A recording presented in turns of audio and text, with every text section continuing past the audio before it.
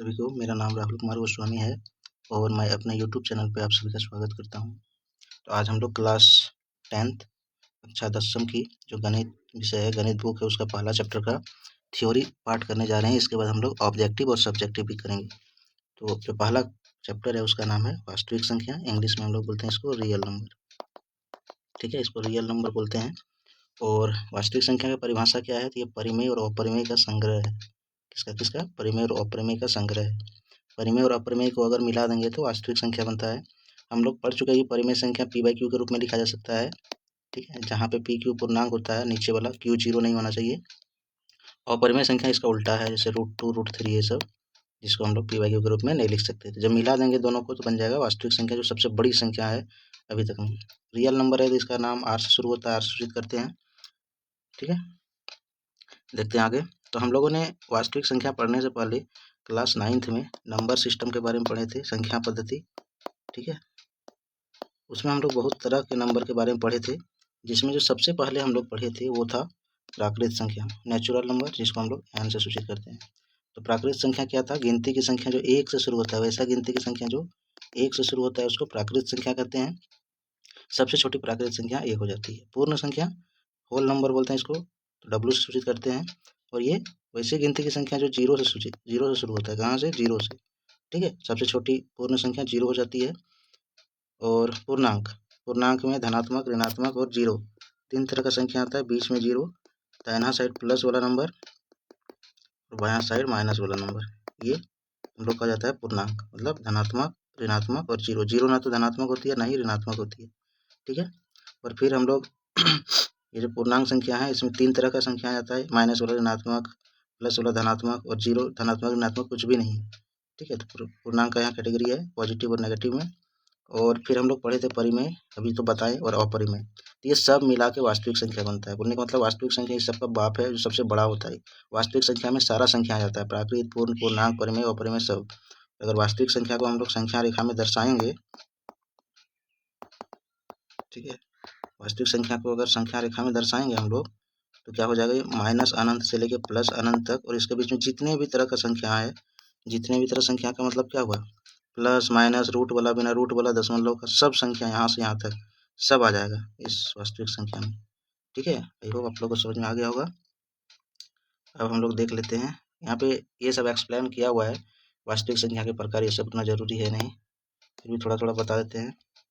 वास्तविक संख्या दो प्रकार की होती है, धनात्मक वास्तविक संख्या, ऋणात्मक वास्तविक संख्या। अभी मैंने बताया ये पूरा नंबर लाइन, ये पूरा संख्या रेखा माइनस अनंत से प्लस अनंत तक, बीच में से जीरो लेंगे। इसका हर एक पॉइंट जीरो के बाद वाला धनात्मक वास्तविक संख्या हो जाएगा। आर से वास्तविक संख्या प्लस लगा दिए, और यहाँ से इधर सब हो जाएगा आर माइनस ऋणात्मक वास्तविक संख्या। ठीक है, ये 11th क्लास में ये सब काम देता है। यहाँ पे वही समझाना चाहा है कि जीरो के इधर में जितना भी है संख्या वो सब प्लस वाला हो जाएगा, धनात्मक वास्तविक संख्या, और जीरो के बाएं साइड वाला माइनस हो जाएगा। और हम लोग ये भी जानते हैं कि संख्या रेखा में दायां राइट साइड का जो संख्या होता है वो बड़ा होता है ना। कुछ अगर -2 बड़ा कि जीरो बड़ा, तो दायां साइड में जीरो है तो जीरो बड़ा हो जाएगा। -4 बड़ा कि -3 बड़ा, तो दायां साइड में -3 है तो -3 बड़ा हो जाएगा। ठीक है, तो दाहिना साइड वाला संख्या रेखा में बड़ा होता है। परिभाषा दिया हुआ, ये सब उतना जरूरी नहीं है। धनात्मक वास्तविक संख्या, ऋणात्मक वास्तविक संख्या मैंने बता दिया। जीरो से दाहिने साइड जितना भी, जीरो को नहीं लेना है, बाकी जीरो से इधर जितना भी है प्लस वाला वो धनात्मक वास्तविक संख्या हो जाएगा। वास्तविक संख्या में सब तरह का संख्या आ जाएगा, प्लस माइनस, ठीक है, रूट बिना रूट सब। यहाँ पे जब हम लोग धनात्मक लेंगे जीरो से दाहिना साइड लेंगे, और ऋणात्मक लेंगे जीरो से बायां साइड लेंगे। ठीक है, नेक्स्ट यहाँ पे वास्तविक संख्या कुछ गुणधर्मों का पालन करता है, जैसे संपरीत गुणधर्म, इसको क्लोजर लॉ बोलते हैं। मतलब दो वास्तविक संख्या लो, इसमें जोड़ घटा गुना भाग कुछ भी करो, ठीक है, हम लोग को वास्तविक संख्या ही मिलेगा। इसको हम लोग क्लोजर लॉ बोलते हैं, क्लोजर लॉ। ठीक है, भाग में नहीं बोल सकते कि जीरो से भाग देंगे तो ये अनंत हो जाएगा, नहीं परिभाषित होगा। भाग में छोड़ के बाकी में हो जाएगा। यहाँ पे बस जोड़ और गुना का दिया है, जोड़ घटा गुना तीनों में होगा, बस भाग में नहीं होगा। ठीक है, क्रम विनिमय मतलब कॉम्यूटेटिव लॉ बोलते हैं इसको। मतलब दो संख्या को जोड़ो उल्टा साइड से या इधर से, दोनों बराबर होगा। 2 + 5 7 होगा, 5 + 2 7 होगा। ठीक है, इधर उधर से जोड़ो या गुना करो, यहाँ पर भी जोड़ना या गुना में होगा क्रम विनिमय नियम। गुना में भी होगा, 2 × 5 जितना होगा, 5 × 2 उतना ही होगा। ठीक है, यही होता है क्रम विनिमय नियम, जो कि वास्तविक संख्या में कौन कौन पालन करता है? जोड़ और गुना पालन करता है। जोड़ में पीछे से जोड़ो, आगे से जोड़ो, पास बराबर होगा। साचर नियम भी वही है, और तीन संख्या हमको यहाँ पे लेना पड़ेगा, जैसे 2 3 5 लिए, तो सहचर नियम भी यहाँ पे हम लोग को जोड़ और गुना में ही पालन करेगा और किसी में नहीं करेगा।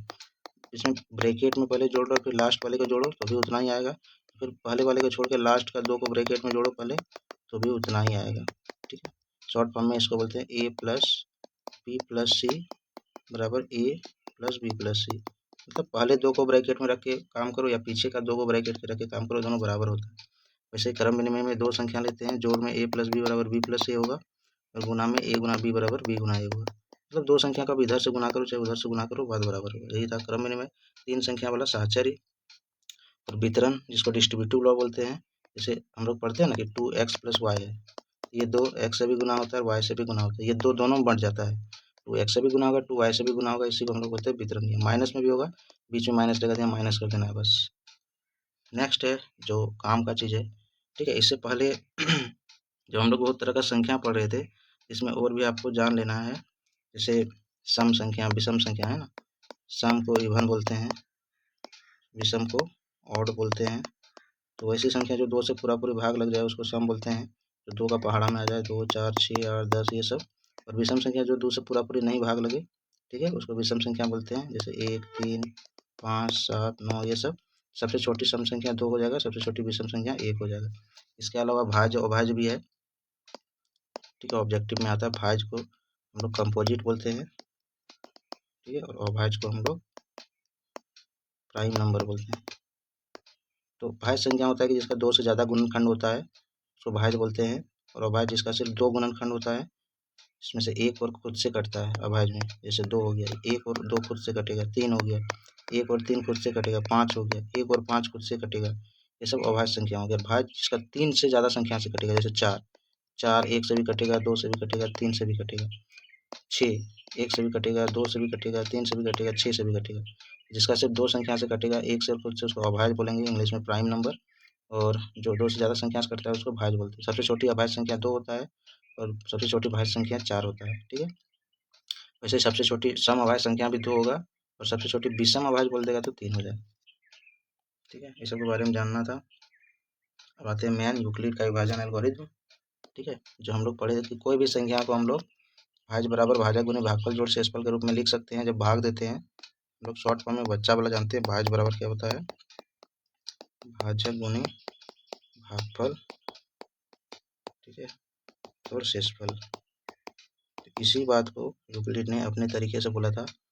भाज्य को हम लोग डिवाइजर बोलते हैं, भाजक को क्वाटेंट बोलते हैं, और भाज्य को डिवाइडेंट, भाजक को डिवाइजर, भागफल को क्वाटेंट और शेषफल को रिमाइंडर बोलते हैं। यहाँ जो भागफल बोलते हैं इसको क्वाटेंट क्यू से डिनोट करते हैं, शेषफल को रिमाइंडर बोलते हैं तो आर से दिखाते हैं इसको। ठीक है, आर से सूचित करते हैं शेषफल को। तो इसी बात को शॉर्ट फॉर्म में यूक्लिड ने बताया था कि अगर 2 संख्या लेंगे हम लोग, दोनों धनात्मक होना चाहिए। कैसा संख्या होना चाहिए, धनात्मक संख्या होना चाहिए। धनात्मक संख्या होने के साथ साथ ए जो है वो बी से बड़ा होना चाहिए। ठीक है, तो यही बात को जब भाग देंगे छोटी संख्या से बड़ी संख्या बी में, बी से ए को, तो हम लोग लिख सकते हैं ए बराबर बी क्यू प्लस आर। इसी बात को जो शॉर्ट करके लिख दिया उसी को बोल दिया वो विभाजन, यूक्लिड का विभाजन प्रेमिका। ए बराबर b q plus r. A b से बड़ा होना चाहिए, बी से छोटा है बी, ए बड़ा है बी छोटा है। बी से जब भाग देंगे बड़ा संख्या को तो ए बराबर बी क्यू प्लस आर के रूप में लिख सकते हैं, जहाँ पे क्यू जो है वो भागफल है, ठीक है, आर जो है वो शेषफल है। भागफल को क्वाटेंट बोलते हैं, क्यू से नोट करते हैं, शेषफल को रिमाइंडर बोलते हैं, आर से सूचित करते हैं। ठीक है, और कंडीशन क्या है, जो ये जो शेषफल है, शेषफल 0 के बराबर भी हो सकता है और उससे बड़ा भी हो सकता है, लेकिन वो हमेशा बी से छोटा होगा। कंडीशन भी याद रखना है। ये जो क्यू है, सॉरी ये जो आर है शेषफल, ये कैसे होगा, तो ये 0 के बराबर भी हो सकता है, उससे बड़ा होगा, लेकिन ये जो शेषफल आर है वो बी से हमेशा छोटा होगा। ऐसा क्यों होता है, क्यों होता है बताओ? क्योंकि अगर हम लोग 2 से 8 को अगर भाग देते हैं तो ये पूरा पूरी कट के 0 भी हो सकता है, मतलब शेषफल 0 भी हो सकता है, लेकिन शेषफल हमेशा ये जो 4 है भागफल उससे हमेशा छोटा ही होगा। ठीक है, आर जो है शेषफल उसका मान 0 के बराबर भी हो सकता है, उससे बड़ा हो सकता है, लेकिन ये जो बी है उससे हमेशा छोटा होगा, ये याद रखना है। ठीक है, यही था हम लोग का यूक्लिड का विभाजन प्रमेय, जो भाज्य बराबर भाजक गुने भागफल जोड़ शेषफल होता है उसी को शॉर्ट फॉर्म में बताता है। और इससे क्या निकलता है हम लोग का, महत्तम समावर्तक मतलब एचसीएफ निकलता है।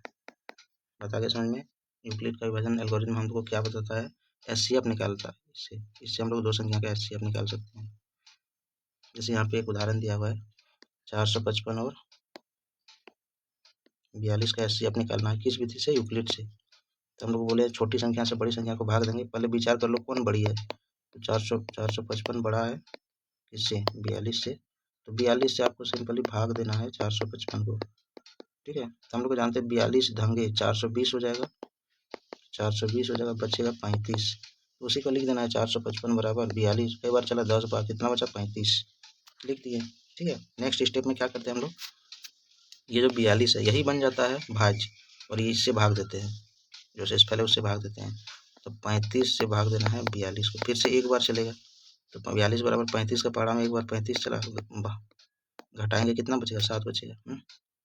तो 7 बच गया। नेक्स्ट स्टेप में 35 बराबर, इसको फिर इससे भाग देंगे, 7 बचे 35 कट गया, ये वाला हम लोग का HCF होता है। तो इस टाइप से हम लोग यूक्लिड का विभाजन प्रमेय से HCF निकाल सकते हैं दो संख्या, ठीक है। नेक्स्ट है अंकगणित का आधारभूत प्रमेय। इसमें क्या बोलता है कि कोई भी संख्या को अभाज्य गुणनखंड के रूप में लिख सकते हैं, ठीक है।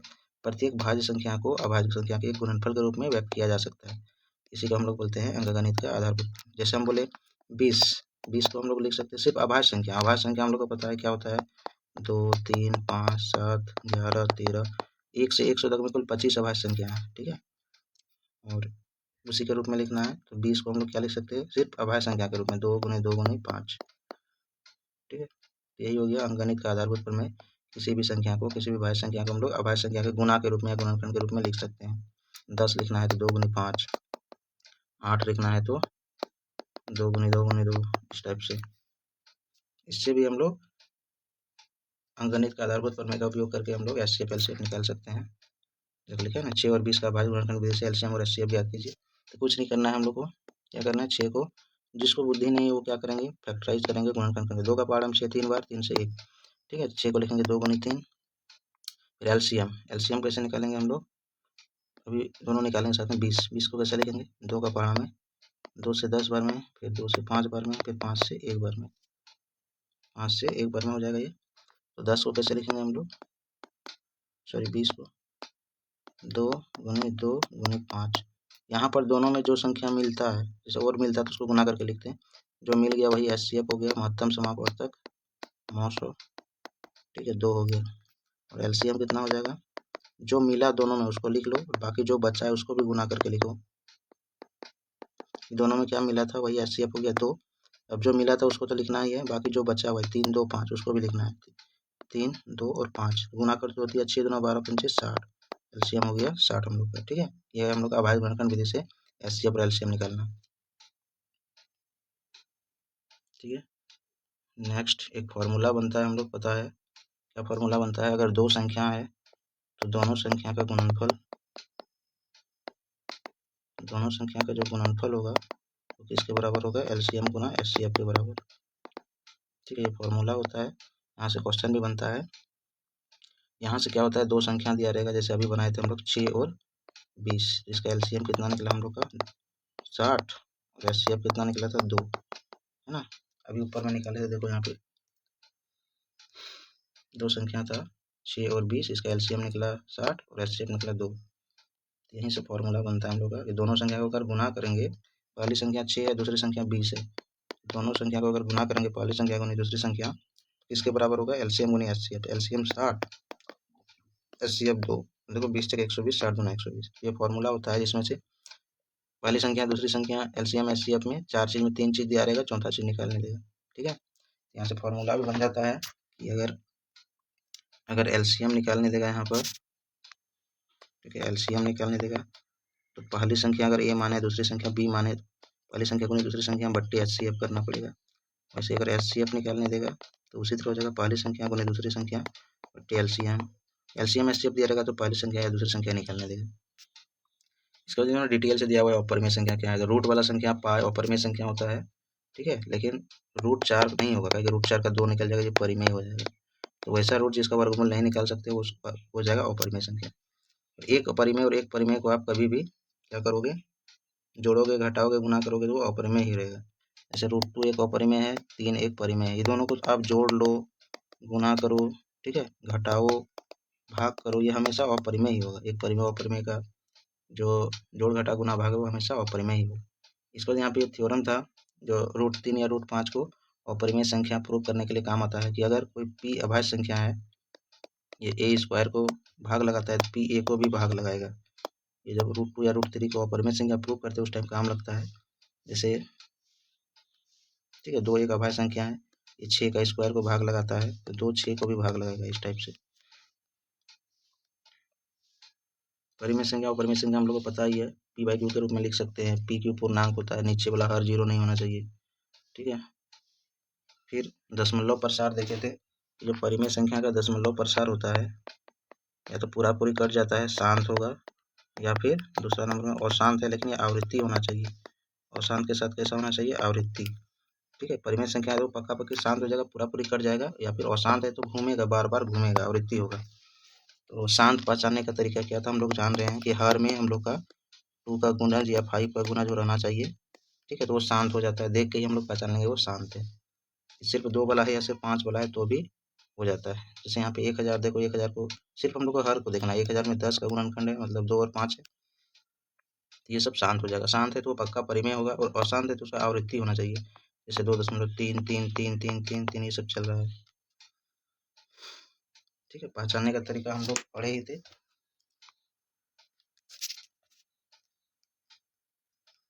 जो हर होगा वहाँ पे क्या रहेगा? जैसे हमको दे दिया यहाँ पे 6 को जैसे हम 2 गुना 3 करेंगे, ऊपर में कुछ भी है 50 100 कुछ भी, ठीक है 7, और ये सिंपलेस्ट फॉर्म में रहना चाहिए। 7/6 लिखे, 2 गुना 3 के, यहाँ पे 3 आ गया, ये शांत नहीं होगा, ये अशांत हो जाएगा। ठीक है, शांत तब होगा जब नीचे में क्या होगा? सिर्फ 2 सिर्फ 5 या 2 और 5।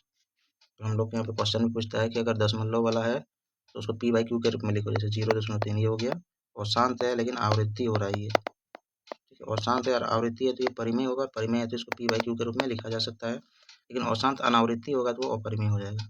आवृत्ति होना चाहिए, घूमना चाहिए बार बार। 3 के ऊपर बार है मतलब 3 3 3 3 चलेगा ये p/q के रूप में लिख सकते हैं। हम लोग पढ़े भी तो कैसे बनाते हैं। ये 3 हो जाएगा, कुछ संख्या यहाँ पे छूटा हुआ नहीं है, 3 - 0 बट्टे एक संख्या है दशमलव के बाद 10 का पावर 1 माइनस कुछ छूटा नहीं तो 10 का पावर 0।